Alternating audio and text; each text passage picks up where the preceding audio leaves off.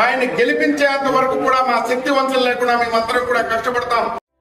Gulf Janasena convener అయినటువంటి కంచన శ్రీకాంత్ గారు ఎవరికి ఏ ఆపద ఉన్నా గాని నేనున్నా అంటూ ఆపన్న హస్తం అందిస్తూ రాజకీయాలకు కుల మతాలకు మరియు ప్రాంతాలకు అతీతంగా సేవే లక్ష్యం ప్రేమే మార్గం అంటూ ఎవరికి ఏ కష్టం వచ్చినా అన్నా అంటే వెంటనే నేనున్నా అంటూ స్పందించి వారికి సహాయం అందిస్తూ మరెన్నో జనసేన పార్టీ సిద్ధాంతాల ద్వారా ఆయన సేవలు అజరామరం. పార్టీ ఫండ్ విషయంలో గాని, పార్టీ యొక్క కార్యకలాపాలలో గాని, ఎన్నికల సమయంలో స్థానికంగా ఎన్ని ఒడిదుడుకులు వచ్చినా, ఎన్ని అవరోధాలు ఎదురైనా పార్టీ యొక్క గెలిపే లక్ష్యంగా ముందుకెళుతూ కష్టకాలంలో కరోనా అనే మహమ్మారిని లెక్క చేయకుండా తన వంతు సహాయంగా కొన్ని లక్షల రూపాయలను పేద ప్రజలకు పంచిపెట్టిన మానవతా మూర్తి. కరోనా వారియర్ అనే సత్కారాన్ని ఢిల్లీ పెద్దలచే పురస్కరించుకున్న ఘనత మన కంచన శ్రీకాంత్ అన్నయ్య గారిది. జనసేన పార్టీ అధ్యక్షులు అయినటువంటి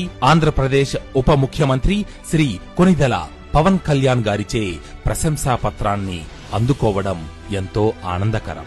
ఇంకా Kuwait, Khattar, Dubai, బెహరిన్, Saudi Arabia, Muscat ఈ 6 గల్ఫ్ దేశాలలో జనసేన పార్టీ ద్వారా జనసేన పార్టీ అధ్యక్షులు పవన్ కళ్యాణ్ గారిచే గుర్తించి జనసేన కన్వీనర్ పదవిని అందించడం మనకు ఎంతో శుభదాయకం. ఇలా చెప్పుకుంటూ పోతే కువైట్ దేశంలో ఒకానొక సందర్భంలో 100 కుటుంబాలలో సమస్య ఉంది అంటే నేనున్నానంటూ ఆ సమస్యను పరిష్కరించే తరుణంలో ఎన్నో ఒడిదుడుకులను తన భుజ స్కంధాలపై వేసుకుని పోరాడి సమస్యను పరిష్కరించే మార్గంగా తాను చేయని తప్పుకు నిందను తనపై వేసుకుని జైలులో శిక్షించబడడం అనేది చాలా బాధాకరమైన సంఘటన.